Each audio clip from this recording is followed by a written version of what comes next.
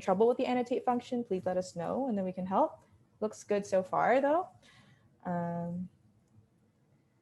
So yeah, I'll just move on to the first question then. So the first question, how would you describe the habitats of the world's bees from the following? Mega apartment buildings, single family homes, or single occupancy apartments? So give it your best shot. Yeah.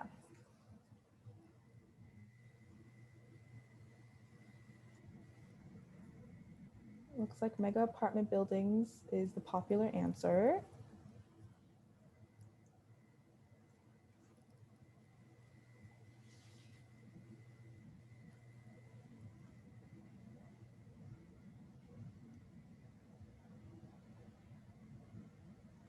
Okay, single occupancy apartments rising up. Okay. Okay, so I'll just reveal the answer then. Yeah, so the answer is actually single occupancy apartments. Most bees are actually solitary. We conventionally know honeybees to be living in hives in a colony, but most wild bees actually don't produce honey at all and live alone. So Carrie will explain why this isn't more common knowledge later in her presentation. That's interesting. I also thought mega apartment buildings. But yeah. So the next question, maybe erase the stamps. Is there a way to clear the stamps, Jess? Okay. Thank you. Okay, so yeah, the next question is, so the second question, which brings forward the intersection of religion and bees and the environment as a whole, which Carrie will speak about, is many Jewish medieval manuscripts portray a bear that is seeking honey. What do this bear and the honey symbolize? So we have a sinner being tempted by something sinful, a seeker of sweet divine wisdom, or a medieval understanding of the ecological relationship between bears, bees, and honey. So everyone can go ahead and stamp again what you think the answer is.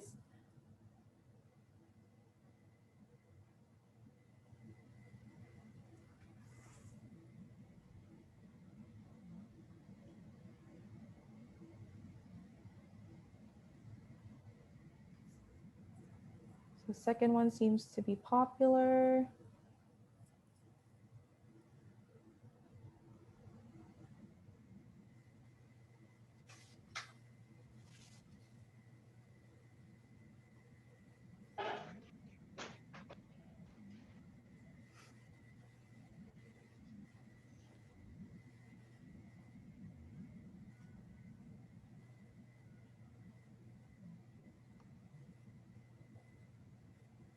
Okay, so I guess I can reveal the answer then. Sorry, 1 second. Okay, 1 second. I just lost my mouse.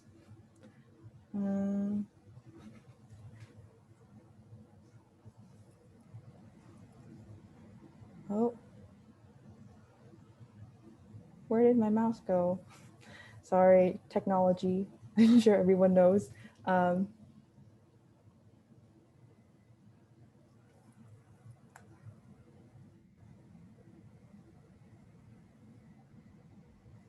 Oh, that's me stamping.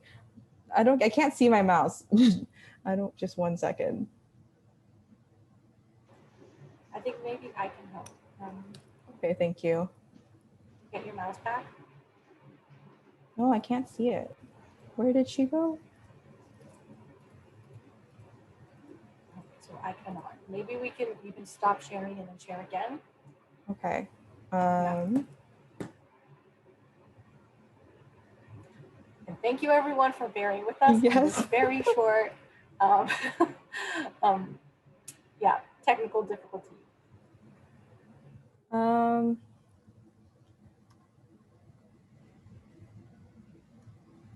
Oh, okay, I got it. Okay.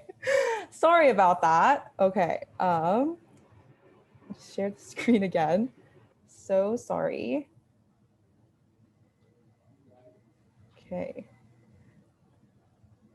Okay, we'll just skip through. Okay, so back to the original program. So everyone or most people chose the second option. and that is the answer. So the bear and honey symbolize a seeker of sweet divine wisdom. This is based on different verses in the Bible, and in the Bible, honey symbolizes temptation. So medieval Christians would use this bear that is seeking honey to symbolize someone seeking worldly pleasures. That's interesting. And then we have the final question, which is one that I included. So I hope Carrie doesn't mind. But the question is, in Islam, what do bees symbolize and how are they presented in the Quran? So they are portrayed as mischievous and pesky and represent youth. They are portrayed as miracles and represent divinity and God's way of communication, or they are portrayed as hardworking and represent success and wealth. So we can stamp again for the last time.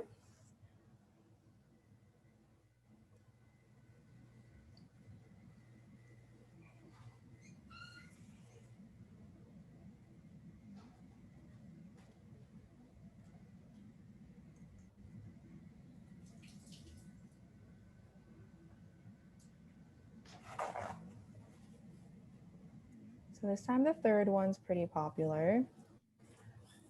Makes sense, makes sense.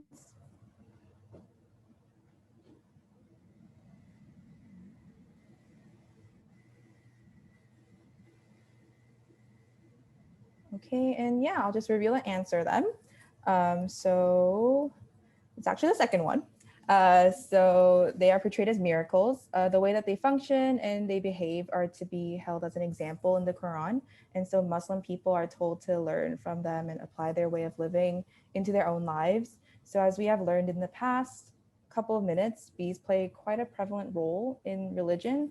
And through them, we can hopefully learn more from one another and collectively work together to protect the bees. But yeah, this idea will also further be explained by Carrie later. Yeah.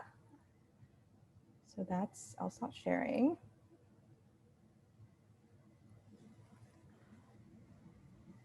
And I think we can get started now, actually. So welcome everybody to the first of the University of Toronto School of the Environment summer webinar series. Thank you for bearing with us earlier throughout the technical difficulties, which I'm sure by now we're all used to. So this is our second year of doing this series in a global pandemic, which is bittersweet, I think. It's awesome to see so much enthusiasm for our event series once again, but hopefully we can all connect with each other in person instead of remotely soon. I would like to start off with introducing our wonderful team that has made this summer webinar possible. So I'll start off by introducing myself. My name is Nami. I just finished my third year and I'm now going into my fourth year of undergraduate studies in the fall. I am double majoring in environmental sciences and earth and environmental systems and minoring in environmental ethics. I am currently the co-president of the university's Environmental Students Union, and I will be your student facilitator today. I would also like to introduce Jess, who is the event coordinator at the School of the Environment, whom without her, this webinar series would not be possible. She is currently joining us from Germany as she is completing her master's degree there. And finally, I would like to introduce Professor Stephen Sharper, who has graciously given up his time in his busy schedule to join us today to be our faculty facilitator. He is an amazing professor at our School of the Environment, as well as our Department for the Study of Religion. He's also the Director of Sustainability at Trinity College and is doing some wonderful work there for the college and our school as a whole. I took his course, ENV 333, Ecological Worldviews, last year, and it was an amazing course. So to any U of T students, I highly recommend taking it. And he will be introducing our speaker before our presentation begins. Before we do that, however, we at the School of the Environment and as people must acknowledge the land that we are currently operating and living on. As this is a remote event, people from all different walks of life and different corners of the world are joining us today. Settler colonialism has infiltrated almost all traditional and pre-existing ways of life in all areas of our planet and continues to negatively and dangerously impact humanity, and especially the lives of Indigenous people who continue to be dispossessed and stripped of their fundamental rights and claims to their home. The University of Toronto St. George campus currently operates on the native land of the Huron-Wendat, the Seneca, and the Mississaugas of the Credit River. We at the university must thus actively listen to and fulfill Indigenous needs and make active efforts in making the necessary reparations with the Indigenous people while we graciously and with great privilege use their land and resources. And even further that as humans, wherever you may be joining us from, we must continue to break down and denounce the still very present effects of settler colonialism and white supremacy and aim for a more equitable and harmonious society overall. So with that said, I would now like to pass the mic to Professor Sharpmer to introduce our speaker today. Thank you so much, Nami, and thank you, Jessica, and it's great to be with you all, and thank you, Carrie, for being with us and for agreeing to speak with us. And it's my great pleasure now to introduce Carrie. She'll introduce other aspects of her wonderful lifeway, but I'll highlight a few details that Carrie has shared with me. It's also my privilege to be working with Carrie as she's now a postdoctoral fellow here at the School of the Environment at the University of Toronto. So Carrie hails from the beautiful US Rocky Mountain state of Colorado. And she, like her state, has a lot of affinity for wonderful natural beauty. And she received her bachelor's degree as a special major in feminist theory and the creative arts from San Francisco State University. Carrie also worked with nonprofits in California and New Mexico. Later, she relocated to Chicago, where she earned her master's and PhD from the University of Chicago in the study of religions. And as folks know, that takes some doing. That's quite a remarkable school. Continuing and extending her studies on gender, sexuality, and race, Carrie focused on identity-based emerging spiritualities. Her first book, published by Routledge, investigates the racial and religious ideologies in the works of Swiss psychologist Carl Jung that are embraced by many controversial race-based new religious movements. After completing her PhD in 2012, Carrie founded her own business called Global Academic Consulting, teaching workshops at universities across Germany, Switzerland, and Austria on key competencies for graduate students. In 2017, she received a 4-year grant from the German Research Foundation to research religiously motivated environmentalism in Germany. With her project housed at the University of Marburg, Carrie investigated how faith-based environmentalism and climate protection are transforming religious teachings and practices. She's especially interested in examining the role non-religious factors play in this transformation process, as well as the kinds of issues raised by interfaith engagement for the environment. Carrie combined her research with activism and thereby created Bees for Peace. This is a fascinating multi-faith spirituality project for pollinator protection. This project was recognized as an official project of the UN Decade on Biodiversity in Germany in August 2020. Carrie says to me that she is delighted to have received a postdoctoral fellowship here at the University of Toronto and at the School of the Environment, and is happy to begin to introduce the Bees for Peace here in this context. Today, Carrie will talk about the initial phase of Bees for Peace in Cologne, Germany. And she's looking forward to feedback and input from the audience about how to best help the project put down healthy roots in Canadian soil. So please join me in welcoming Carrie. Welcome, Carrie. Delighted that you're with us. Thank you so much, Stephen. I want to thank you personally for making the postdoctoral fellowship even possible. And it's definitely been a delight to meet you and to have conversations with you. I also want to thank Jessica and Name for arranging this webinar. And I want to thank everybody who's attending this webinar. Thank you very much for your interest. I hope I end up earning that interest, and I'm looking forward to our discussion at the end. I am new in Toronto. Let me just say a few words about that. I'm not new to North America, as Stephen pointed out. I did live in Germany for a very long time. And the postdoc was delayed in starting because of COVID, and which increased the visa application time. So we just arrived on March 22nd. And we went through our mandatory quarantine. We had 3 free days before the lockdown began. So it's been a very interesting experience trying to restart Bees for Peace during a lockdown. And I'm very grateful to all the people who have engaged in conversations with me, giving me their perspectives on the situation in Toronto and giving me pointers about how we might actually give Bees for Peace roots here in Canadian soil. Okay, so with that, I'm going to begin my presentation.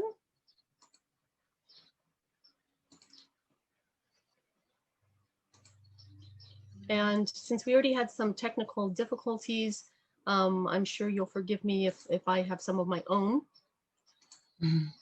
Okay, so I'm going to be talking about Bees for Peace, why and how, what we learned in Cologne, and what we've learned so far here in Toronto. There are some interesting similarities, and of course, there will be differences. Before I begin, though, I want to talk about this little fellow here, and I want you all to think if you recognize this creature. Are you familiar with who this creature is, and can you name it? If you want, you can write it in the chat. And then I want you to look at this little creature. Now, for those of you who have already seen me do this, you don't get to answer. But I want to know from the people who haven't heard me do this before, if they know who this other creature is, this lovely one over here. Okay, so maybe you know already that this one is a honeybee, and specifically it is the Western honeybee, which is native to Europe, where I was, and non-native to Canada, where I now am. This one here has a much more complicated name, but it is a green sweat bee. It is a wild bee. It is also the city of Toronto's official bee. So if you didn't know that Toronto had an official bee, you now do. No.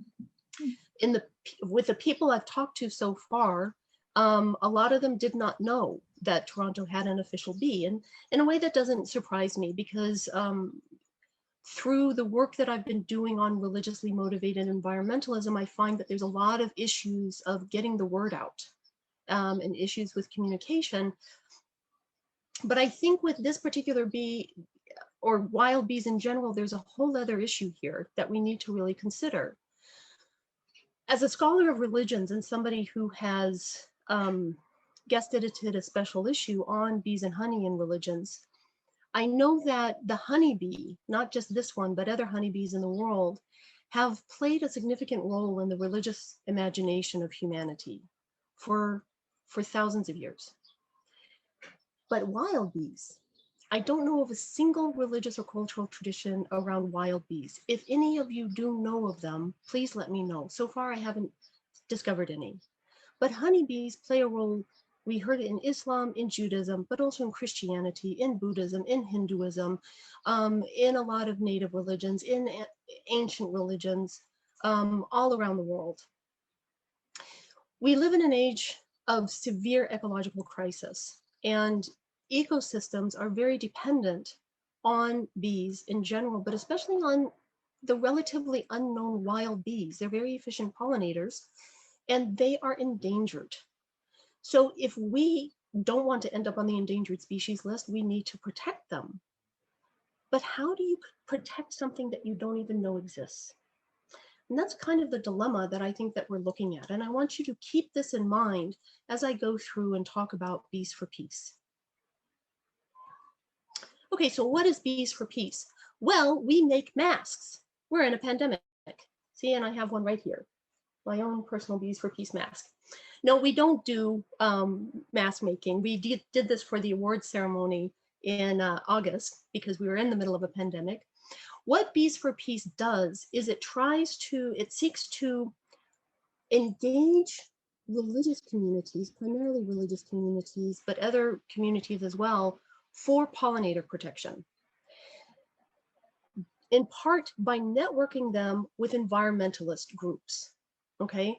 Because people of faith, people with spiritual inclinations often have very good intentions, but like even most non-religious people, they don't have the practical know-how. And they need that from people trained in environmentalism. People trained in environmentalism often don't really know how to communicate with people outside of that realm. And so what we want to do is bring these two sectors together in fruitful ways to spread more pollinator protection, and to engage this rather significant portion of civil society. Now, what Bees for Peace does in its name is it takes a traditional religious value, peace, it extracts it from religious traditions around the world, where peace is always present, or the occupation with peace is always present. And it extends the concept of peace beyond human communities to the bio-community. One of the, an important value for religious communities is the whole idea of community. But that sense of community has, in many ways, been largely limited to human beings. And we need to expand that now to include the entire Earth community in it. Now, why work with religions at all? I'm not the only person who thinks that they may be a potential source for new engagement for nature conservation. Various scientists and important environmental institutes and even the United Nations have claimed that you can't simply keep throwing more technology or science at the problems that we face, that they are at heart a moral crisis. And so you really have to change people's hearts, and you have to use religious language, you have to effect an ecological conversion. How do you do that? One way is to activate religions in the name of climate protection, nature conservation, and environmentalism. Religions actually have quite a few resources. They have spiritual and psychological resources, including their traditional religious values, some of which I just mentioned: peace, but love, gratitude, generosity, community, etc. They also teach resilience in the face of crises, and that's something that we're going to need.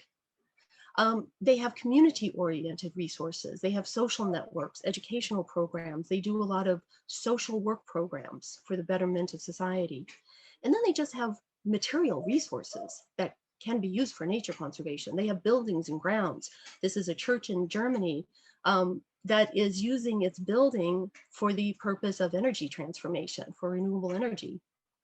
They have media outlets, and some of them at least have trained personnel, but they certainly have other personnel. They have religious authorities, for example, and they have a lot of grounds beyond simply the church, the mosque, the synagogue, the temple. Okay, they have hospitals, they have daycare centers, they have schools, for example. Okay, so where did Bees for Peace even come from? As I said, I just relocated from Germany, specifically Cologne, and I had this research project, which started around the same time as a very interesting interreligious initiative called Religions for Biological Diversity. And this is actually funded by the Federal Agency for Nature Conservation in Germany.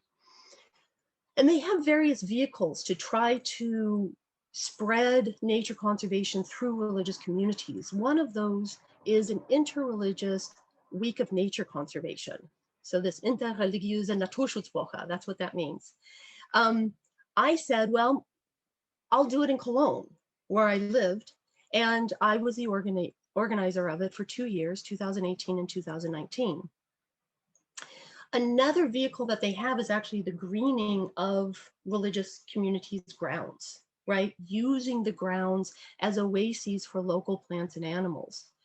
So those are two of the sources of Bees for Peace. Yet a third one is the fact that all of Cologne was abuzz with news about bee decline and the need to protect bees in the summer of 2018, when I first set about to organize the first Interreligious Week for Nature Conservation. And I went to an event by an organization that tries to protect bees. Somebody asked the question of how much living space do they need? And as the presenter gave her answer, I suddenly had this vision of feeding sites for bees located at the mosque, the church, the synagogue, the Buddhist temple, the Hindu temple, the community center, right? And bees flying between all these different centers in the city, feeding from all these different centers. And then I thought, okay, they don't have any problems feeding from the Muslims, from the Jews, from the Christians, from the Buddhists, right? We may have problems with other religions or with other peoples, but the bees don't. And so the bees can act as peace ambassadors. They transgress our human erected borders to support us, to bring us life, to create our food and our flowers and our beauty, right? And at the same time, they can remind us of what all of our religious and humanistic traditions teach, which is peace. We fail at that, but they can constantly be our reminder. So I thought, I like this idea, and I took it to my fellow collaborators, and they seemed to like the idea as well. So Bees for Peace became one of the major motifs of the first Interreligious Week for Nature Conservation in Cologne. So what did we do? Now on this slide, I'm only going to talk about a few of the events because as I go through my presentation, I'll talk about some of the other ones. So for an example, in the lower left-hand corner, you see two pictures. This is from a political church service, is what it was called, at a Protestant church in the middle of the city, where I was invited, and so were the two women. You see two women there in blue, Stephanie and Iris. They were the leaders of Honey Connection. That was a public relations project or public information project for the Cologne Beekeepers Association. And they're the ones that really did the work in getting Cologne to be talking about the need to preserve bees, right? And they used honey as the gateway to talk about the need to protect bees and especially to talk about protecting wild bees. So we were all invited to play a role in this church service and talk about the need to protect bees. And then the congregation went outside and actually planted seeds for bees, for bee-friendly flowers. Okay. On the right, you see a bunch of people with bikes. This was an event during the Interreligious Week for Nature Conservation, and it was called a bicycle pilgrimage. So a new understanding of an old religious term, where it was an informational journey through the city to visit bee protection sites. And one of the sites we visited, of course, was the church on the left. And then there were other events as well. So what did I do to analyze these events? Of course, I played a role in creating several of them, right, as the chief organizer. But I also attended them, several of them, as a participant. And then I also did interviews. I held interviews with 18 of my collaborators, most of whom were religious representatives, but 5 of whom were environmentalists, to talk to them about how they understood what we had done in this Interreligious Week for Nature Conservation. And what happened is a lot of talk about bees came up. And so some of those comments I'm going to present to you now. Okay, so one of the things that I discovered is that this engagement with nature conservation and especially pollinator protection is very innovative, right? And so one of the things it did is it created new understandings of what counts as interreligious dialogue. So our first event was actually in the spring of 2018, where people from different religious communities got together at a Catholic youth center. You see in the pictures here, this youth center has this really great woodworking workshop. And they got together to build planter boxes and insect hotels for their respective houses of worship, right? So here they were working directly with people who had that practical know-how, who knew how to do this and could do that transfer of knowledge that's so necessary. As you see, one of the Catholic social workers, he said, and he's the one here in the left with the glasses, he said, nature is trans-religious, and it therefore creates common ground between mixed religions. During the Interreligious Week itself, the first event that we had was a market of diversity where religiously motivated environmentalist groups and our secular cooperation partners were invited to hold information tables to effect this transfer of knowledge, if you will, and this kind of cross-pollination of ideas. And this was very popular. This proved to be very popular in many regards. You see this quote from a Buddhist who attended. He said, "The abundance of stands showed me how," sorry, I have to move these pictures out of my way, "how alive such an ecological movement is." So that was very positive. And there was lots of other people who praised the market of diversity. You see here across the bottom, one stand from the Earth Charter, another, the one in the middle, from HEMA, which is a Muslim environmentalist group, and then the Sikh community of Cologne. The week also, or the project also created new ways of understanding religious tradition. I already talked about the term pilgrimage, right? And this new use of the word pilgrimage for this informational bicycle tour. But I want to just highlight one of the events here, which was at the Shambhala Center. 2018 was the Earth Dog year, according to the Tibetan and Chinese astrological system. And so the Shambhala Center, which is Tibetan-based, decided to create 4 new days of practice based on the 4 elements. And on each of these 4 days, they meditated on one of the elements, on where they found those elements within their own bodies, but also where they found those elements outside of their own bodies in the broader environment, to create the sense of unity and non-duality and interconnectedness. Afterwards, they went outside, built a planter bed, built some insect hotels, and had a whole community day at the center.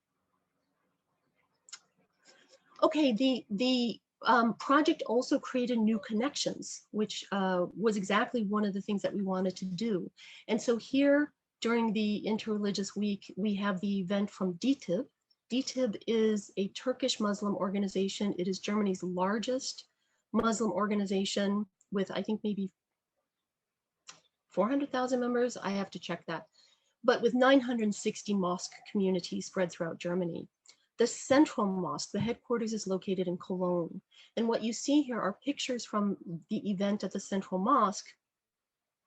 Previously, there had been a discussion of environmentalism during Quran lessons, where the kids created pictures, and you see that in the upper right corner. And then there was an exhibit made for their event. So you could go see the pictures that the children created during Quran lessons. But DTIB also partnered with Friends of the Earth that broadened this environmentalist bus that you could get into. You could examine different insects and learn about them. You could build an insect hotel. And then they had an information stand, and you see in the middle picture, people who had come out of the Friday prayer service and gone down to this environmentalist event to become informed. Okay, and then of course there was just greater outreach by working with religious communities. As I mentioned previously, they have networks, they have communities. So I'm just going to focus on what happened with that interfaith action, that very first one in that Catholic Youth Center. The social workers in that youth center, they said, you know what, we've got a bunch of urban kids here who don't know anything about nature. They've never even been to the other side of the Rhine, you know, the Rhine River that runs right through the center of town. So we need to do more to get them to understand why people from different religious communities are coming on Saturday to our youth center to build raised beds for bees. What is this all about? And so they did a whole bee week, right, where they did honey tastings to get kids interested in honey so that they could talk about where honey comes from. It comes from bees, and bees need to be fed so they can produce honey. So why don't we go out to the balcony and plant some flowers, right? They built bees and out of clay. They created insect hotels. You know, kids like working with power tools, right? They don't care necessarily what they make, but you can get their love of using power tools to get them to make insect hotels, and then you can talk about what those insect hotels are all about. So that's what they did. In the middle picture, you see this elderly woman who's very happy with the planter box. One of the environmentalists at that first action went to this Catholic nursing home to build a planter bed for the elderly residents there and entertain them while he did it. And then the 2 women on the right, they're both from the Baha'i religion. In the lower left-hand corner, the woman is a school teacher, and she went to her classroom and taught a lesson on bees and got kids to paint pictures about bees.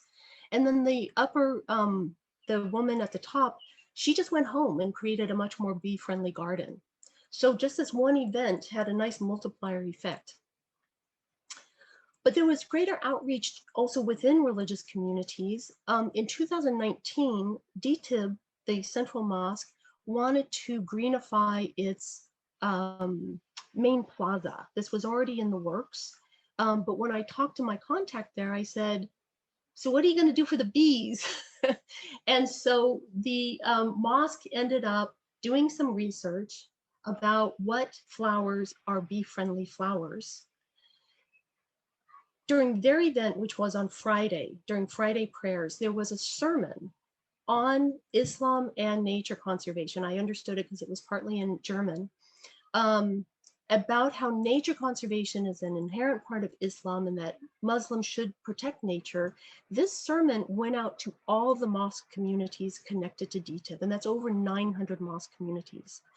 Afterwards, people left the mosque, went out to the main plaza where all those flowers were waiting, donated money, grabbed some flowers, and then planted them in the boxes that were already arranged. You see they have verses from the Quran, and in this particular picture, you have some verses from the chapter of the Quran that is named the bee. Okay, so I want to go back to the very beginning of my talk where I showed you the picture of the honeybee and the wild bee. And how do you get people to care about bees at all, right? And I told you that humans have been connected to honeybees for thousands of years. If you look at the picture on the left, this is from ancient Spain. I believe it's from a cliff. It's a cliff painting, and it shows a honey hunter. It's like 8,000 years old. So this is somebody who is hunting honey. That's how bees and humans have been connected for at least that long, but it's been honeybees. So how do you get them to care about these creatures? All right. And one of the things that my collaborators said in their interviews is they said, you know, the crisis just isn't bad enough here, right? Which is kind of alarming because the crisis is really bad already in the world, but it's not bad enough there, right? It's not on their doorstep yet. And that's what they said. And these were the people who actually worked with the weak, right? So I just have this one quote from the Catholic social worker. He said, you know, we used to talk about seals dying, but no one talks about that anymore. And then we had whales dying, you know? And that's how it is with people. As long as nothing serious happens, then it will quickly be forgotten. In Cologne, you're like, you still got it good here, you know? I think that kind of sums it up. So what we found is that a lot of environmentalist groups and even some of the people involved in this larger project on religions for biological diversity, they try to use scare tactics, right? The glaciers are melting, the climate is warming up, right? And it doesn't work. It demotivates people. They shut their ears. They want to go have a good time. So how do you get people motivated, especially for something that they don't even know exists, such as wild bees? And what we found is that you have to meet people where they're at, right? So once again, just to recap on some of these pictures, we have here in the lower left-hand corner, the Bee Week, where, you know, you had to get kids using their power tools and eating honey and eating desserts named after bees and stuff in order to talk to them about bees. At the mosque, you had to use Quranic verses, but then maybe you focus on different kinds of plants. It's the beginning. It's the first step to get people thinking, oh, maybe I can do something and maybe I should do something. In the upper right-hand corner, you have the two women from Honey Connection at our awards ceremony who did a honey tasting. Again, using this love of honey as the way to open the door to a larger discussion about wild bees. Okay, and then the last two pictures here in the lower left, right-hand corner, notice this very tall insect hotel. It's very eye-catching. This is at the St. Agnes Church, and an environmentalist is renovating the grounds to be more ecologically sound. He said to us, you know, most of the rarer wild bees are not interested in moving into this insect hotel, but I built it in order to get people's attention so that as they walk down the sidewalk, they look down into the sand pit. That's where the rarer wild bees are, right? And so people use these maneuvers, they use these detours, they used what people knew. in order to open the door to a larger discussion. Okay, what I also found is that the engagement with nature conservation really activated people's traditional religious values. And I want to read some quotes to you. And a Catholic adult educator, he said, I find the idea of bees as ambassadors of peace who overcome all the walls and do great benefit to all with their tireless work an important thought. And the Buddhist Center director, she said, bees don't discriminate. It doesn't matter what religion you are or what country you're from. Everybody needs bees. A Catholic social worker, a woman this time, she said, I made it clear to the youth that come to our center that we can be grateful for the creation and that it is very important, just like, for an example, the bees, to preserve nature and treat it well. And then a Baha'i member said, I have an ethical responsibility in this day and age to protect and preserve nature. And the Baha'i writings support and inspire me in this view. Now, these are traditional religious values. These are human values, but you see how they are also extending these values to include the entire bio community, to make the bio community part of their own human community. And I think that is something that touches people's hearts, that's something important to them. I should mention in both of these last 2 points about meeting people where they're at and in activating traditional religious values, I've had conversations with people here in Toronto who have said pretty much the same thing. Risa Cooper, who runs Shoresh, a Jewish environmentalist group, they do a lot to preserve wild bees, but they also have on a farm a 4-acre plot for honeybees. And that's because in order to get the Jewish community interested in bees at all, what she does is she focuses on the Jewish New Year, Rosh Hashanah, where people traditionally take slices of apple and dip them into honey. And what she finds is that within the diverse Jewish community, what people can really come together around are the celebrations. And so you get people talking about honey, you get them engaged with honey, then you can talk about the wild bees, okay? I also talked with Greg Kennedy, who's at the Ignatius Jesuit Center in Guelph, and he said that activating people in their religiosity through prayer and meditation and through their values can actually move them in this direction of an ecological conversion, where the practice then follows. Okay, let me not paint such a rosy picture. There were, of course, serious obstacles. The main one I have to say was the rejection of religion by nature conservationists. This happened in Cologne. This happened elsewhere in Germany for everybody who was trying to organize an interreligious week of nature conservation. And I'll leave it with that. I won't talk about Toronto at the moment. But there seems to be this attitude that religion only counts as ideology. And some of the nature conservationists who did work with us, they talked about their colleagues' perceptions who thought religion was just like age-old tradition that had prohibited progress and didn't belong to the modern world and was unscientific. And they were afraid of being indoctrinated, right?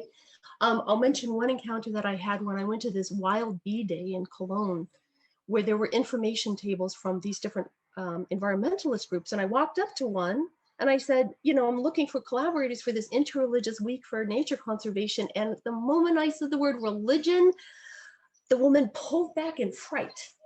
And she said, I'm not religious. And I said, well, you don't have to be. You have the technical know-how. You have the practical know-how that we need. But it was clear the conversation was already over with. Okay. What I've seen in Cologne and what I've also experienced here in Toronto is what I would call a militant attitude regarding the whole difference between honeybees and wild bees. I partially understand this. I understand that wild bees are endangered, and once they're gone, they're gone. And so there's a real sense of urgency about preserving them. I'm totally on board with that. But once again, going back to that very first slide, how are you going to get people engaged in their protection if they don't even know that they exist? And even if they do know they exist, How are they any different for them than the whales and the seals that we also used to talk about, right? So what we have found, as I said, is this need for detours. And then also a kind of scientific and legalistic narrowness, about what counts as nature conservation, right? What I find when you activate religious communities for nature conservation, yeah, sometimes what they do is just symbolic nature conservation. I agree with that, but they also bring their whole being, if you will. They bring their values, they bring their excitement, they bring what's important to them to the issue in order to incorporate into their community life. Okay, so to sum up, I think that you can mobilize the resources of religious communities well for nature conservation and for pollinator protection, but you want to allow them to create and innovate. You want to provide them with the practical know-how. You want to connect to their values, and you want to meet them where they are at in order to lead them where you want them to go. Just a note about these two pictures. These are also from the St. Agnes Church. Liebe is German for love. And we all fell in love with a wild bee to the right who was digging a tunnel at the entrance of the St. Agnes Church to lay her eggs. And we all stopped and stared and were absolutely riveted. And I think it was the first wild bee I personally had ever noticed. Yeah, that's how it is. Okay, so in going forward, maybe you have your own questions. I'm happy to take questions about my work and about Bees for Peace at the end, but I think we're going to be going to breakout rooms. And these are the questions that I would like to have discussed. I don't know if somebody wants to add something, but for I'm in a new land, right? And I'm in a new location. And I'm still in lockdown. But what I'm thinking about is what I would like input on is how do we improve our messaging to environmentalist and pollinator protection groups? Because without their practical know-how, without their technical know-how, how do we know that what we're doing is going to bear fruit, so to speak? How do we know that we're actually protecting the creatures that we want to protect? Then how do we improve our messaging to people of faith, religion, spirituality? Notice the 3 different terms I have there plus a ... And that's because I was using the term faith to be more inclusive when somebody from a particular religious group said, you know what, that is more Christian than anything. You should say religion. But then religion alienates a lot of people because they think of just the institution and they say, I'm not religious, but I'm spiritual. So there's always this issue of language. How do we get ecologists on board to engage in quantitative studies? I would love to have some quantitative studies. I mentioned Shoresh and I mentioned the Ignatius Jesuit Center. And I would love to see a scientist go in there to do a quantitative study to see if their techniques work, right? And then how do we simply attract more help in pushing Bees for Peace forward, in engaging more religious communities, in getting these feeding sites created? So those are my questions to you. There are some comments in chat.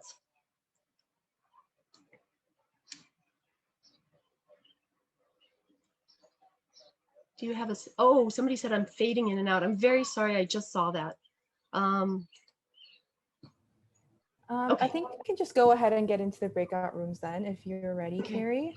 Okay. So we'll just be in 4 breakout rooms.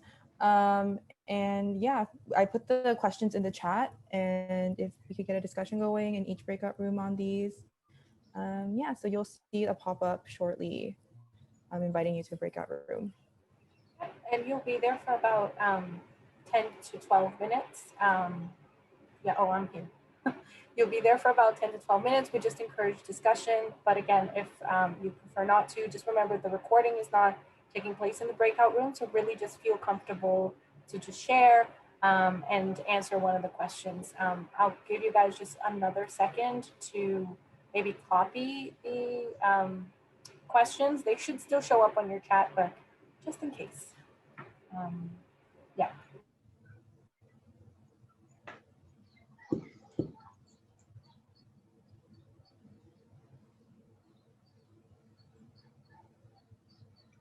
Or spirit, and so there's a certain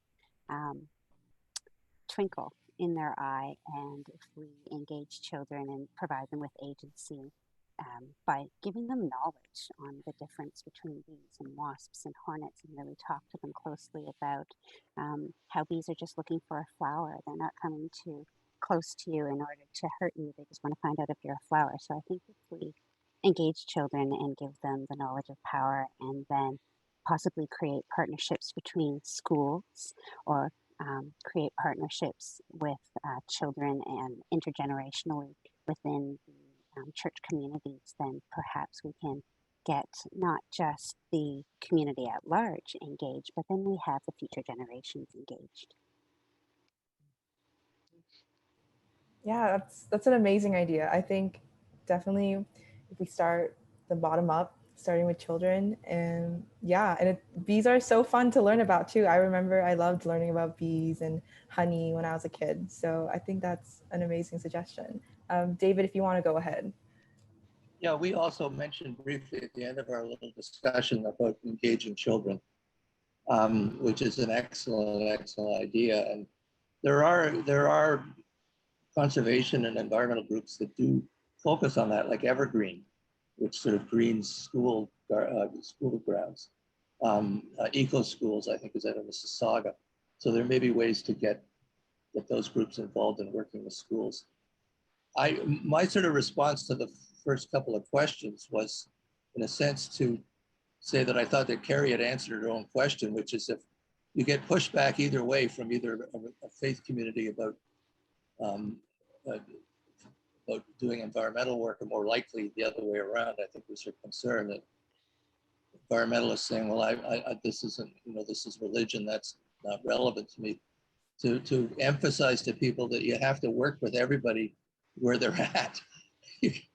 Otherwise the environmentalists just end up talking to each other. I mean, they need to recognize that faith communities are a huge portion of our population. And when you pull in notions of spirituality and so on that people experience with nature, whether they say they belong to an organized religion, that's an awful lot of us. The other thing is that occurred to me is that not so much for doing ecological studies, but finding people who have the skills to create gardens and that attract bees, to train people within the faith community to do that themselves, so they're not relying on environmentalists to do it. I don't think it's that difficult to. It's not like rocket science. And for the actual studies, there could be opportunities at the university level with students in programs like conservation biology at the University of Toronto who do research projects, sort of fourth-year research projects to actually do that research. They would have the skills to do the research. They would have the help of an experienced professor. And you could think of that in many, many different universities across Canada, rather than relying on sort of professional ecologists, if you like. Use students. I coordinate a professional experience course, and it's like a mini co-op. The students spend 100 hours of unpaid work, and most of them are doing original science research, but the organizations that get them love it because the students are really committed and really want to make a difference. And so there may be a way to take advantage of that in the context of what you're doing here.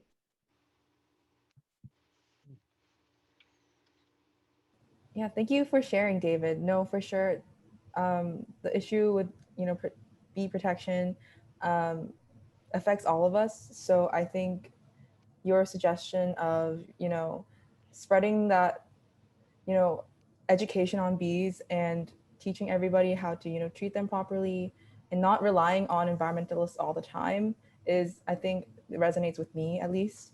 I think we all need to do our part, and yeah, we have to take the initiative. I think we can't always rely on each other all the time.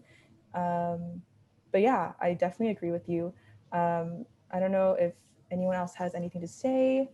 Yeah, Nami, thanks. And just building on David's comment, Mhm. I put in the chat a link to an Anglican Journal article on Anglicans who are adopting beekeeping as part of their kind of parish outreach, building on the sense what David was saying, that these communities can begin some of this work themselves. And then also in our group, Rich sharing one student who had been in the Catholic school system and had talked about that experience of environmentalism. And then also, I was just going to invite Sandy if she wanted to share what she was sharing in our group as an ecologist and a forester and an entomologist, her perspective on, which I found very rich. Sandy. Yeah. Thanks, Stephen. Yeah. I don't know, I feel like I'd be repeating myself, but I mean, as an ecologist, I joined the group because I guess as a scientist, I thought, what are they talking about? Bees for peace. And I can understand the symbolism and using bees. I think they're a great way to engage people. And I guess what I was saying, I'm trying to remember, Stephen, if it was particularly meaningful. But as an ecologist, I think the thing we learn is quite well through experience. You get taught it in school, but then through experience, everything's connected to everything. And that our relationship is about multiple relationships, not just with each other people, but also with the planet, even the little microorganisms, as I was saying, that aren't so fuzzy and warm. Bees are fairly fuzzy for an insect, but 75% of all species are insects, and most humans or people don't see them nor want to hug them. So I think it's finding those good places like bees. And I said butterflies are another one where the public, we've always in entomology said, those are the charismatic species. Those are the polar bears of the insect world. It's where people really relate to them. And that's how you bring people in. I think you'll get the scientists. I understand, Carrie, the reaction. In fact, your points were, I could have told you they would have been those points, because that's kind of how people who are very deep into the science get focused. And that's really important, but I think, and maybe just because I'm older, I recognize the breadth and the complexity, and that one shouldn't simplify it. One should always be aware of one's relationship to all those organisms. And bees they appear, from my sense, a great way of engaging. There is, I wondered if the group, like U of T Bees, there's a student group. Is there anyone here who's a member?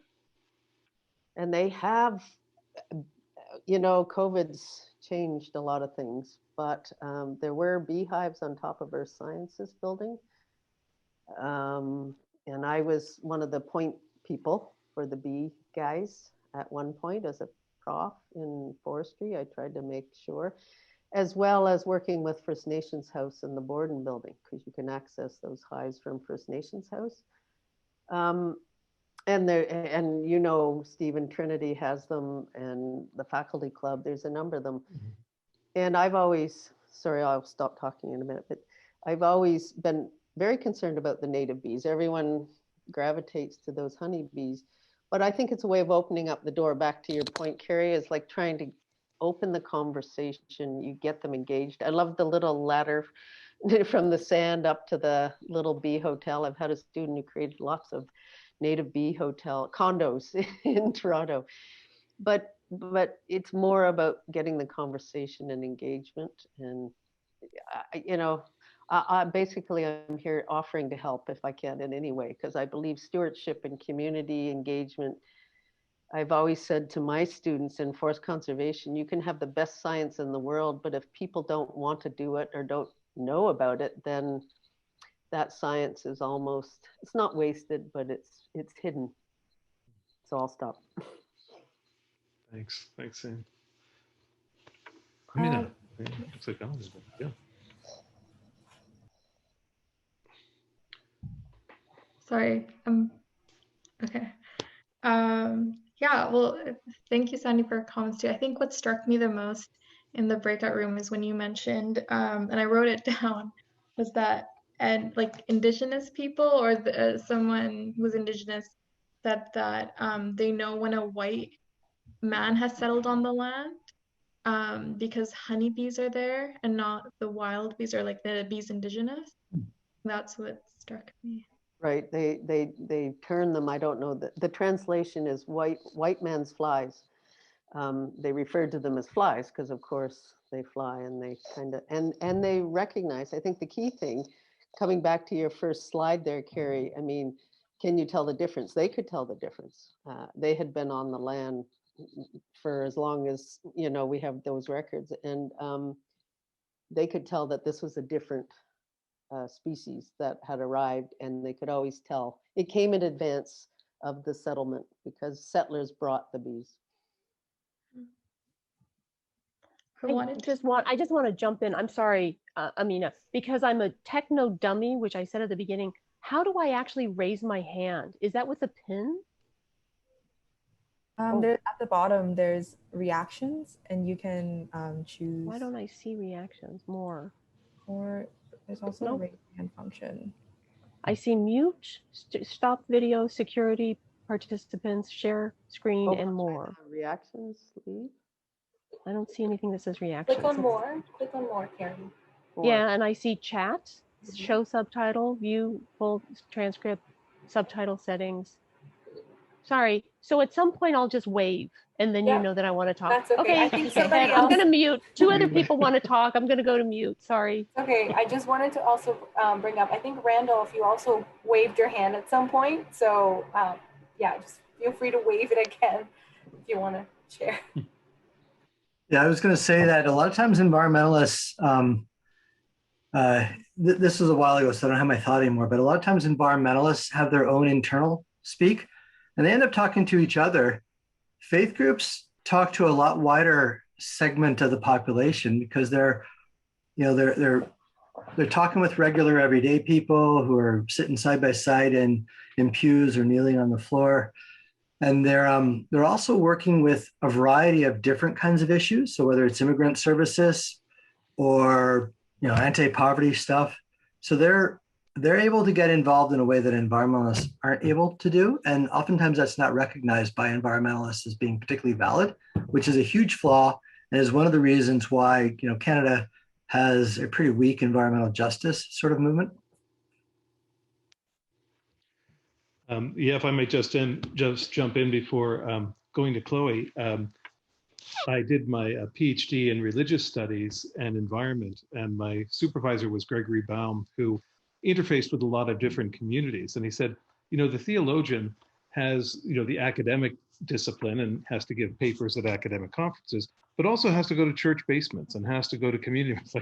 So that's general public, and it's a very different audience that a theologian church person has to deal with, as many of you know. So just underlining that point. And Chloe, welcome. So glad you're here.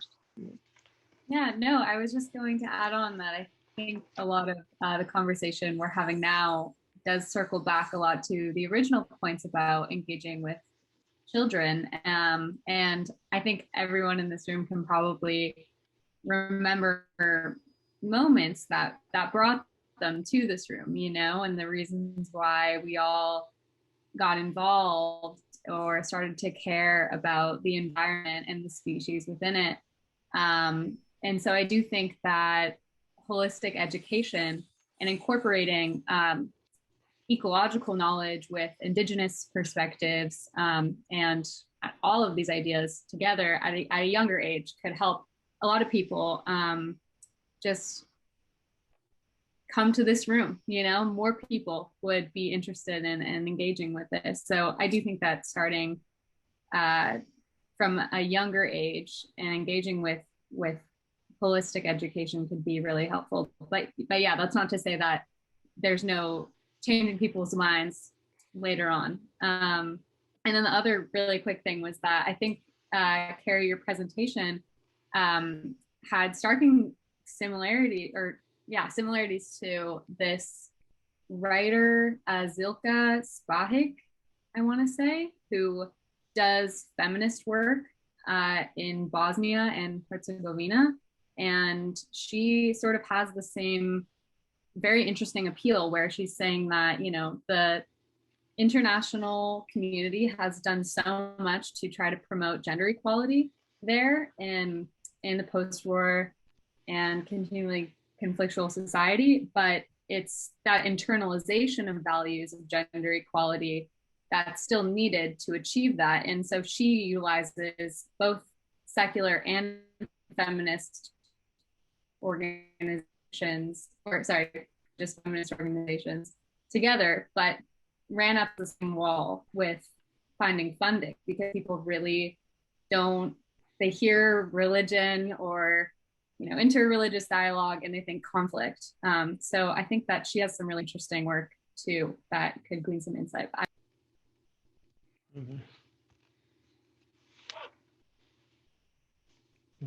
Unmute. So I'm gonna try jumping in here. Can you hear me? Yeah, I'm unmuted. Good. I think for me, one of the, just to piggyback on what you just said, that in Germany, at least, a lot of interreligious dialogue is focused on conflict resolution, right? A lot of it was spurred by 9/11. There was a whole debate in Germany about the Muslim women's veil. I mean, a lot of this also began with the citizenship reform laws, which kind of helped shift the focus from certain communities as being designated as ethnic communities to suddenly they were Muslims, right? Rather than like the Turks, people of Turkish descent were no longer Turks, but Muslims, and so there's all this focus on conflict, and what came out with the Religions for Biological Diversity initiative and Bees for Peace is how many people said that the focus on nature creates this common ground. I had that quote already in a slide, but several people said that, and they said, this was received only positively.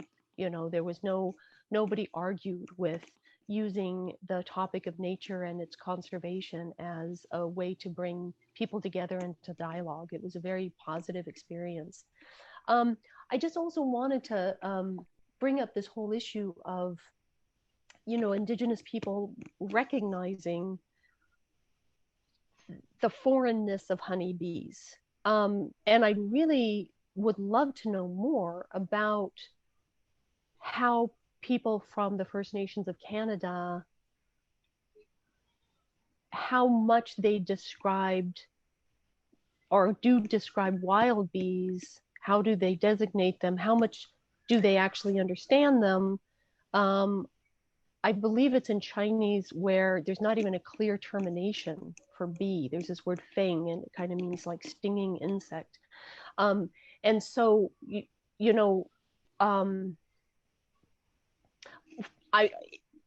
if they have traditions around certain wild bees, I would be totally fascinated, and I would love to have this information.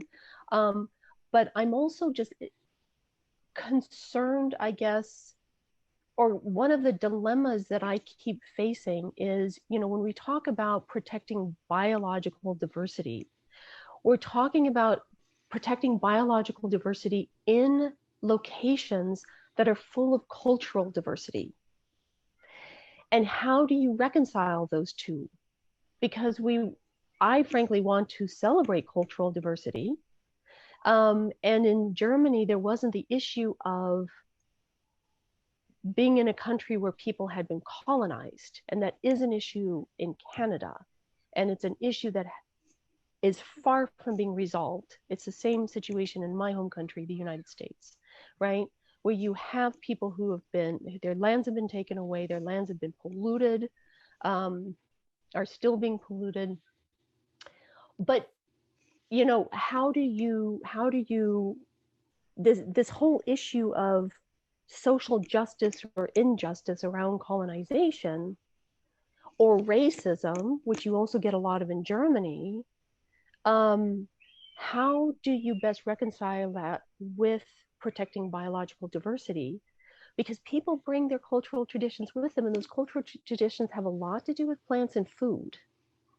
And this was not something that anybody talked about in the whole time that I was studying this project on religions for biological diversity, but but I think it's an important issue. They didn't really talk about racism either. My Muslim representative did because I brought the issue up with him. But otherwise, you know, these things were kind of kept under wraps. And so one of the things that I find interesting already in Canada is how present this whole issue of colonization is. And that also brings in this whole issue of the honeybees as an invasive species. And yet, at the same time, in Canada, in the United States, our agricultural system right now is also very dependent on this invasive species. We can't just like get rid of it. I don't think, I'm not an ecologist, but so these are just some things I'm putting out on the table. I don't know if there's like good, simple answers. I think these problems are very complex, but I think that they need to be not brushed under the rug. Yeah, thanks, Carrie. Rich sharings and some rich sharings too in the chat. I know we're sensitive about time, but I saw Iris with her hand up, and I wanted a chance for Iris to have a say here. Iris, welcome. Yeah, hi. Thank you for meeting again here. It's great. Actually, Carrie will be speaking at our dinner church this evening. And I just wanted to encourage you to actually ask that question because we just had some learning on Indigenous people at the last dinner church. So please raise that question there. Also, I would like to encourage you to be extremely brave in Canada because we do live in a time of reconciliation. And we are not, as you have said, anywhere near of where we want to be. However, the goodwill, especially of the First Nations, has no bounds. Like when you think about Christians learning forgiveness, the Indigenous people live forgiveness. Despite everything that Europeans or settlers have done, they are still fully believing that they are welcoming us with all our burdens and everything into this land. So there's a lot of positive dialogue. I just wanted to mention that. Also, I would like to encourage you to like this whole interfaith thing is so much further in Canada than it is in Germany. We talk a lot more, I guess, religion as well as multiculturalism.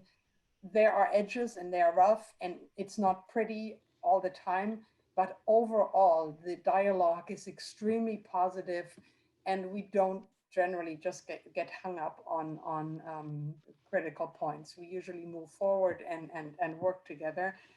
And the only slight word of caution I had is, and this comes from like talking to everybody right now about Bees for Peace. We've heard about this organization. Do you want to jump on the bandwagon? And there's actually so many organizations already. So my emails that go out right now are always, what are you doing already in terms of bees, blah, blah, blah. And then I have another idea. Do you know about this? So those are my 3 points. Thank you. Great. David, I see your hand up. Yeah. Yeah, I have to go speak to some students soon, but I just wanted to follow up on something that both Carrie and Iris were talking about. The huge advantage that we perhaps have in Canada with our colonized people is that almost the overwhelming cultural, I don't know what quite word to use, but cultural norm or cultural focus of Indigenous people is about conservation and protecting the environment. So, I mean, obviously they have other issues of real concern, more in terms of being a colonized people, but so built into their whole approach to the world is a consciousness about conservation that goes beyond most of the rest of us. So I would think that could be a real advantage in engaging with them. It's not like, oh, we need to change your focus from a bunch of other things in your culture to this focus on conservation. It's already there. And Phyllis or Iris's comment about generosity, my sense is that Indigenous people are crying out to get people to understand their perspective and to get involved and to learn from how they've approached nature. Anyway, thanks for letting me be involved. I'm sorry I have to leave early, but a great session. Thanks very much. Thanks, David. Thanks for joining us. That's great. And Sandy, I see your hand up. Bienvenidos after this. Yeah, sorry, I'll just, I won't say too much. I was just, I guess it was in response to, or replying a little bit to what David was saying, but like I think Indigenous, and maybe a little bit back to Carrie, like I'm not sure exactly myself, but I think we could connect up with some elders, Carrie, and you could chat with them about what their view was. My sense with the colleagues, a few colleagues that I work with, is that they don't distinguish between native and non-native. That's a very colonial worldview. And that, invasive and, these issues around biodiversity, they don't pull apart species. Like they notice the collective. And I'm speaking for them, which I should never do. And I apologize, but I'm thinking that they look at the world through respect and responsibility, that everyone is to engage and participate, and that should have less impact. I mean, some of our problems are just simply because we've done something and now we're trying to fix it. And that's what you run into with the scientists quite a bit about, rarity and endangered species and invasive species, because I work in invasive species science. And, the terminology is very militaristic. It's just not a good way of looking at the world. And so again, just sort of my impressions from them is the earth is a gift. It gives all the time. And some of us take more than others. And that we have to change that. And I think that's why this conversation and Bees for Peace, or however we can communicate these different ways of seeing the world and how we participate in it, the better. So sorry, that's all I wanted to say. I apologize again for saying what I think their intentions are to some extent, some of them. Yeah, no, thanks for sharing that, Sandy. And that notion of the earth as a gift is, important in many traditions, obviously, in addition to Indigenous. So very relevant for Carrie's research too, and other faith perspectives. But Amin, I see your hand up. Yeah, welcome again. Yeah, I would just want to share, it might slightly answer your question, Carrie, on cultural diversity, but more of my observations, and as I've dwelled on everyone's answers throughout this program, on one of the challenges of interacting with faith groups. So I'm of the Islamic Muslim faith, and I've noticed many challenges when I've, approached my own community, my own family. So I think the beginning of my thought came from when you mentioned ecological conversion, and that really brought me back to, and I grew up very orthodox. So it really brought me back to the idea of like dawa, which is conversion. It's like spreading the word. It's the same thing of missionaries going around inviting people, but dawa is more of like anyone can spread the word. Anyone can spread the word of Islam. So I was encouraged to do dawa in my school. I was encouraged to invite people to Islam. And as I've grown older, I've less, thought of converting people. That was more of how I was brought up, and more now it's just like respecting everyone's beliefs and where they are in the world. So that was kind of, and then I tried to start imagining beyond, more than what is happening now. And I know, and what I see most often happen now is whenever I personally approach, that's a flaw in my technique as well, or when environmental groups approach, or interfaith environmental groups too approach, environmental action or engagement, it's always it tends to be boxed in I don't know what the right words are, but it looks very like academic, clunky, gray. And then even when people add scripture in, most people don't read, scripture. Most people are not like, like most like for me personally, when I was growing up, I knew and memorized much more. I interacted more deeply with my religion. But as I've been given more freedom and I'm just living my life, I'm not as observant.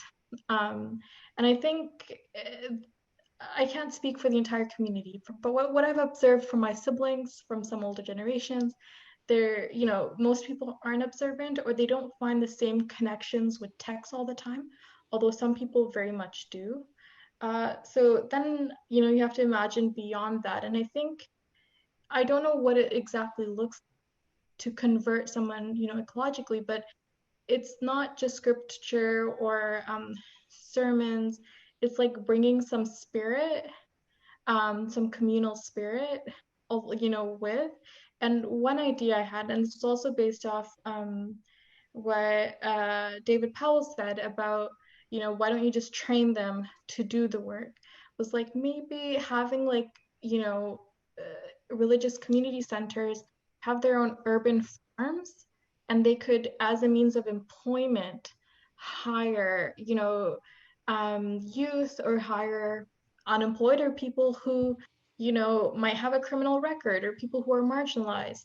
Um, and that might be a way of really engaging the community, and providing an access that's cultural instead of, because what I've personally seen, whether it's metal straws, the trend with minimalism and, very, aesthetic TikToks going out of people with like very beautiful minimalistic lives, or even composting. Like these, minimalism, all these ideas are present in many cultures, but there's like a Western package and bow tie that goes on top every single time. And I think that's part of the alienation when you're giving something to someone. So I think there needs to be a lot of time spent instead of coming into communities presenting an idea. I think, and there needs to be more time spent fostering a relationship and just understanding, listening, instead of, bringing something in. And I think that will change your own worldview, and it will hopefully change or provide more hope for, the ecological conversion side of things.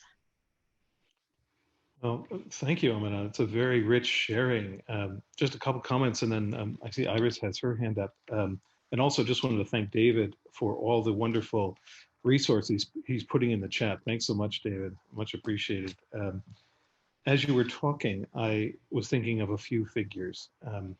One is Robert Hunter, the co-founder of Greenpeace, who is Canadian. And I'm thinking of him now because there's a collection of stories about him that I'm involved in. And having read those stories, it's a remarkable journey. But he was raised Catholic and, as a teenager left the church. But he was formed by that sacral communal sense of a sacred universe. And so when he came across the writings of Teilhard de Chardin, a Jesuit priest who had written about the spirit at work in the evolution of the universe, and Thomas Berry, who talked about the universe as a communion of subjects, not a collection of objects, he reactivated that in a notion of eco-Catholicism. Now, he is the radical guy who, put himself between harpoon ships and whales and, was out there, and he had his own church, the whole earth church, and, had people saying, you are the brother of flowers. But this formation in his religious cosmology stayed with him as an incredible environmental activist. So what you're talking about, Amina, and I know many students who were more quote unquote devout as younger people. As they get older and move into their professions, they may not go to synagogue or church or temple or mosque anymore. But the values that they imbibed are expressed in their interest in social justice, in their legal work for refugees, in their advocacy. So there's a multi-layered skein of religious kind of resonance in people's lives that cannot just be measured by attendance at worship services. Also, in terms, I really like what you're saying about a focus on the earth rather than simply on a religion that takes care of the earth.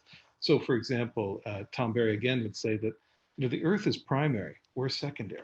All religious ideas come from this awesome experience of the majesty of the universe, and texts come from that. But the primordial manifestation from a divine point of view is the universe itself, and then the world around us. That's primary. And if we deify our own texts, we miss the primary source of revelation. And just three groups I just wanted to mention that kind of are approaching things a little bit in the direction I think that you're suggesting.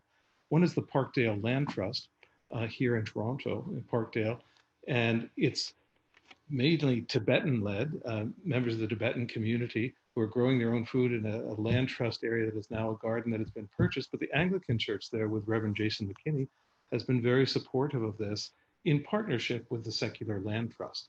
And they now have their own property. So he's not approaching it as, oh, this has to be an Anglican project.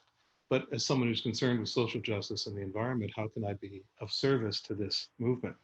The Jesuit Ecology Project, as mentioned by Carrie, has an organic community-supported agriculture farm, and they train young organic farmers, and they're doing a land restoration project.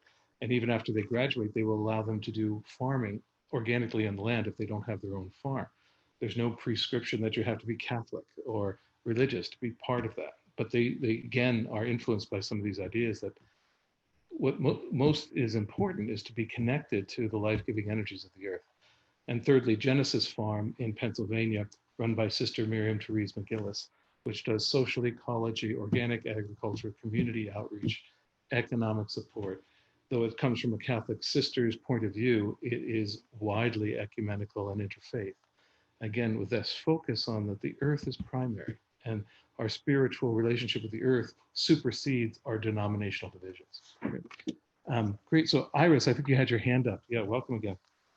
Yeah, sorry, I'm all about buzzwords right now. There were a couple already, but Carrie, I'm also wondering if once in a while when you speak to the variety of groups you attempt to speak to, the food security issue is just huge. Like that's a topic. Like I know everybody in Toronto is speaking about, but it definitely is also something that Canada is focused on. So having a community garden is automatically also one attempt at food security. And there's plenty of plants that bees of any variety would be happy to drink and eat from. So that's my second. And I'm sorry I got to leave now, but thank you so much. It was an awesome meeting here. Thanks. Thanks, Bye-bye. Iris. Bye now. Yeah. So glad you could join us. Yeah. Also, Carrie, I really loved your point, and others have touched on it about meeting people where they're at. I think this is so important. And as you and I have talked about, in the beginning conversations in Christianity and ecology here in Canada and in North America, there was this division of stewardship and something else. So many groups were becoming involved in stewardship as a radical concept. Stewardship wasn't meaning just raising money for your congregation. It was now being transformed to taking care of the earth. But for others who were more advanced, say, quote unquote advanced, but had spent more time, they saw stewardship as a land managerial model, still anthropocentric, etc. But the idea, that I felt was, wait a minute. I mean, let's meet people where they're at. They might find beautiful ways to express this, but let's not cut anyone out because they're not at the kind of level we think they should be at. And this has evolved into different terms like creation care in the evangelical community, et cetera. So there's been movement there. And I think what you're doing is really helpful in kind of reminding us that we meet people where we all are. And in my view, to quote Bruce Springsteen, we're all waist deep in the big muddy. I mean, who isn't tarnished by structural sin and all the effects that we're involved? We all have involvements there. the idea is not to be sanctimonious, but kind of lovingly helping each other get out of the big muddy and find ways to, creatively and cooperatively and in kind of just and compassionate ways, find a better path out of this. So I really like your idea about meeting people where they are. Yeah, Carrie, yeah. I just want to add a quick comment, because I'm thinking about what Sandy said about, if I understood correctly, that the people that she knows, that the people in First Nations that she knows, that they don't necessarily, focus on particular animals or whatever. It's more this kind of holistic view and the sense of responsibility toward the whole. And I think that there's a lot of religiously motivated environmentalists that I know who use similar language. I think that there's such an important distinction, though, between people who live in and with the rest of the natural world and those who don't. And I guess, Bees for Peace, I just want to mention, started as an urban project, an urban multi-faith and multicultural project with a lot of people who, not just those kids at the Catholic Youth Center, but most of the people that I was working with who at that point were fairly alienated from nature. What I found interesting is that several of the older people of the had experiences when they were very young of growing up on farms or growing up with the woods, with a forest next to their house, where they spent a lot of time in nature. And that was, Stephen, you talked about the formative influence of early religious experience on Robert Hunter, right?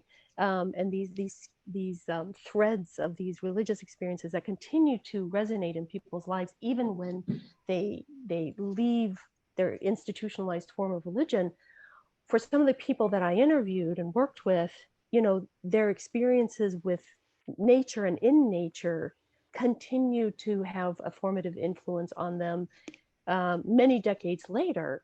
But then there were other people that I worked with who didn't have that at all, and so would talk in kind of holistic terms. And I guess one of the things that I'm thinking about,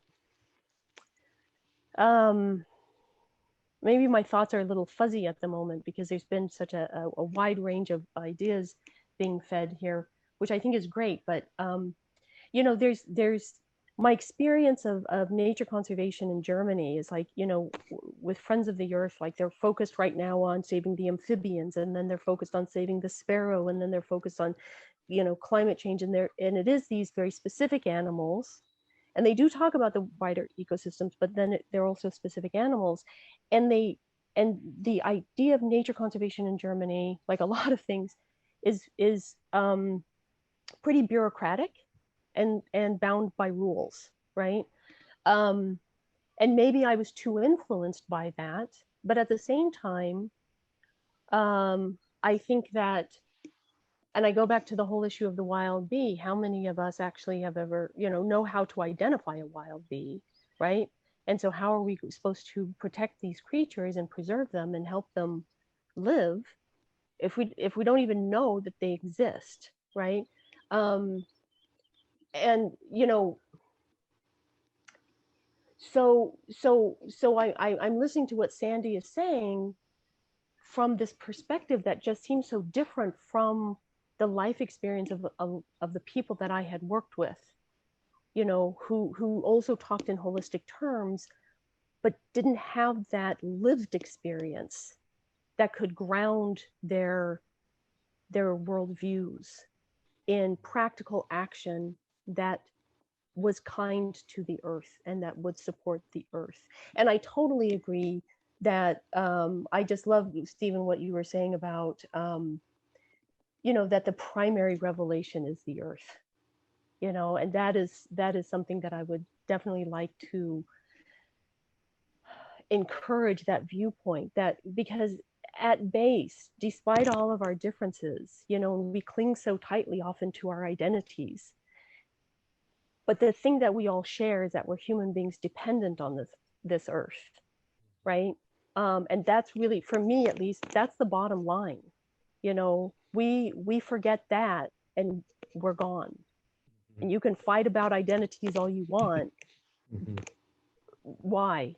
We have a bottom line here, and we're beginning to dig under that bottom line. So yeah, anyway. yeah.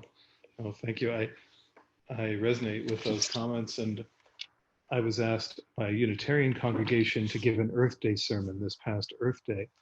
And as I thought about it, I just picked up on that idea that we are primarily of the earth. We are earthlings, humus, you know, human, coming from this notion of soil and dirt. And I was thinking of Elon Musk and this whole terraforming of Mars idea, and people thinking we can somehow trash this planet and move to another, not understanding that we are of the earth. We're not going to exist anywhere else, let alone the social justice equity issues of flying people, but just biologically, spiritually, physically, we are of the earth, and that we are called to re-earth ourselves in a way that is even more primordial and basic than following any particular religious perspective. We have to understand ourselves of the earth and everything else of the earth. And if we don't, we're going to be so misguided as we can see our systems are when they don't see themselves as intimately of the earth. And for me, that was just you know, something coming out of reflecting on Earth Day this year. And that's where the work of people like Thomas Berry have been very helpful for me. But even Robert Hunter in his, I mean, understanding that this deep connection with the earth is primary. And if we forget that, no matter how ingenious we are, we're going to be lost, and we will lose the beauties and the richness and the health that the earth gives us and that the universe gives us.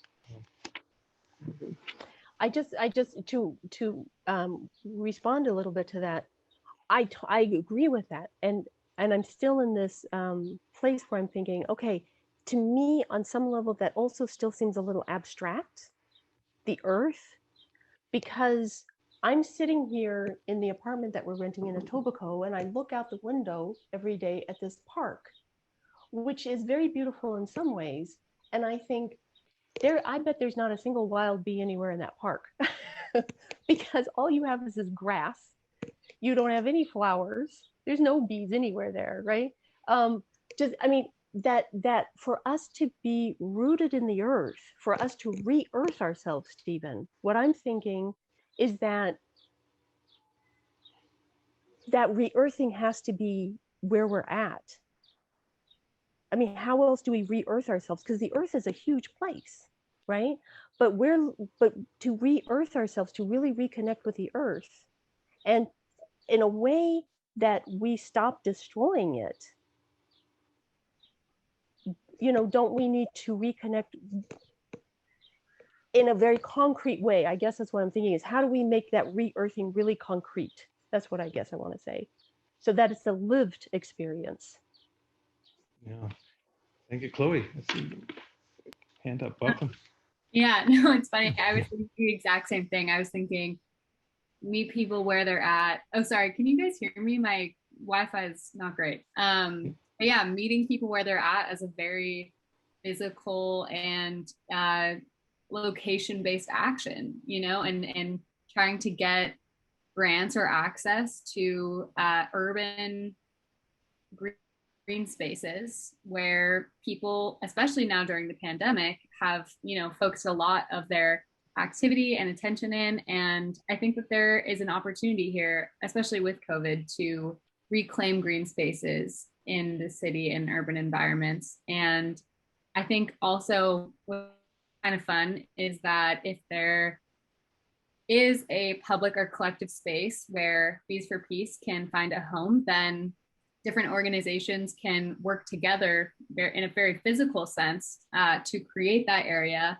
along with other people and children. And if it's in a public space as well, people are watching and people are curious, what is this thing? And if it has a little explanation of what the area is, there is an opportunity there to engage with people walking by and put out your message and your statement, because it would be really powerful, I think, for anyone who can listen. Yeah. Oh, thanks, Chloe. Yeah, and Carrie, just in response to your provocative and good comment, I remember going to an Urban Bees event at a downtown park here in Toronto along Queen Street. And they introduced us to all the native bees there. And this is in your local park. It's right here. This is what we are trying to protect, not just the honeybees, but we're like, these are ground bees, right? So they're taking us, and we're like 3 inches from the ground, seeing these little ground bees that are native to this area, but are just in the parks. And so they have a section of the park to make sure that this area is hospitable to the indigenous bees of Toronto. And it's the park across from high rises and the streetcars right there. So one thing I always found lovely about environmental studies, and we relate to the environment every step of our lives, every breath we take, every place we are. There's that opportunity. Yeah, as Chloe's mentioning, even the mayor of Toronto, John Tory, is saying COVID has brought out the need for more public green spaces where people can get outside. So there's an urban planning dimension, an equity dimension. But we all interact with the environment with each step, each breath we take. And that can become an aperture for much greater solidarity and transformation, I think. Okay, I think we do have to wrap it up, unfortunately. I love this discussion we have going on, but we are going a little over time. So yeah, I don't know if everyone has seen the chat, but the recording will be available as soon as it is uploaded. But yeah, other than that, I would like to thank everyone for coming and engaging in this conversation that's deeply needed. And Carrie, thank you for coming as well and presenting your wonderful initiative. And I hope we helped in our discussions with you. I definitely will be taking a lot away from this conversation. But yeah, thank you everyone for coming, and thank you, Professor Sharper. Thank you, Jess. But yeah, I think we'll wrap it up here then. So everyone have a great rest of your day. Yes, thank you, Demi. Thank you, Jessica. Thank you, Carrie, and all the wonderful contributions in the chat and on the line. I just found this very enriching. And thanks for the spirit with which everyone engaged in this. It was very collegial and I found uplifting. So blessings on you. Thank you very much. Yes. Thank you, everyone. Thank you. I really appreciate it. Yeah, thank you. Thanks again, Carrie. Bye now.